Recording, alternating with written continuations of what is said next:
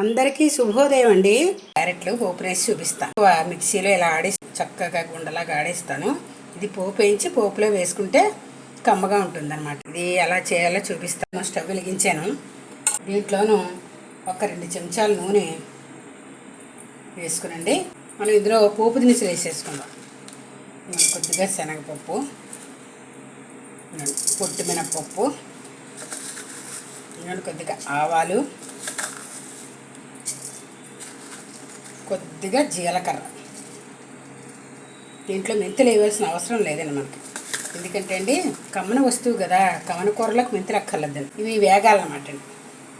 ఈ పోపు వేయించుకోవాలి. పోపు వేగిపోయిన తర్వాత ఇందులో ఇవ్వండి ఒక ఉల్లిపాయ, ఒక పచ్చిమిరపకాయ, కరివేపాకు ఇవి కూడా వేసి వేయించేసుకున్నాం.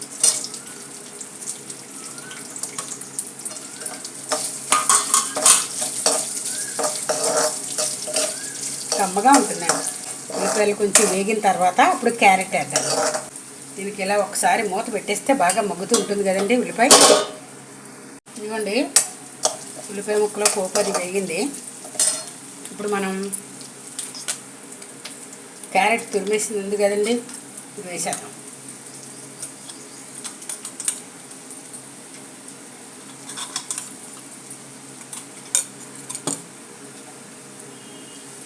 వేసి శుభ్రం కలిపేస్తే అలాగా మనకి ఉల్లిపాయలో చెమ్మ ఉంటుంది, దానికి కూడా చక్కగా మగ్గుతుంది అనమాట. వేసిన తర్వాత దీంట్లో అండి తగిన సాల్ట్ వేసుకుంటే అండి, సాల్ట్ వేసాక మొత్తం అంతా ఒకసారి కలిపేసుకున్నాం అనుకోండి. ఇదిగో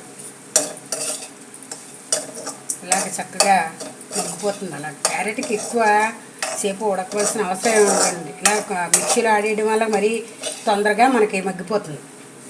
ఉల్లిపాయ వేసాం కదండి, దానికి చాలా చెమ్మ ఉంటుంది. దానికి ఒక కాసేపు మూత పెట్టేద్దామండి, చక్కగా మగ్గుతూ ఉంటుంది. ఇదిగోండి కూర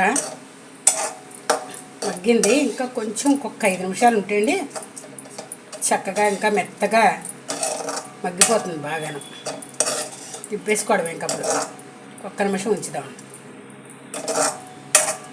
ఇలాంటి కమ్మని కూరలోకి సాల్ట్ కూడా ఎక్కువ పట్టదండి, కొద్దిగానే వేసుకోవాలి. చింతపొడి పులుసు వేసిన కూరలకైతే కాస్త ఉప్పు అది ఎక్కువ పడుతుందండి, దీనికి పట్టదు. కమ్మని కూరలోకి పెసరకట్లోకి కానీ దేంట్లోకి కానీ ఇలా కమ్మని కూరలోకి తక్కువే పడుతుందండి సాల్ట్. అలా వేసుకుంటేనే కమ్మగా ఉంటుంది. ఒక కాసేపు మూత పెట్టేద్దామండి, చక్కగా మగ్గుతూ ఉంటుంది. క్యారెట్ కూడా చక్కగా మగ్గిపోయిందండి, శుభ్రంగా మగ్గిపోయింది. ఇదిగో స్టవ్ కట్టేసుకుని మనం వడ్డనకి చక్కగా ప్లేట్లోకి తీసేసుకుందాం.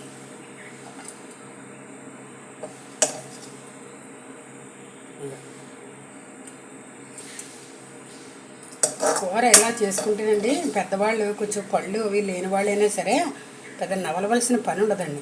అన్నంలో కూడా చక్కగా అత్తుకుంటుంది. బాక్సుల్లో కాస్త అన్నంలో వేసేసి మనం ఈ బాక్సులో ఇలాగా కొంచెం అన్నం వేసి ఇలా కలిపేసి దీంట్లో పిల్లలకి బాక్సుల్లో పెట్టేసామనుకోండి, అలా కూడా తింటారు.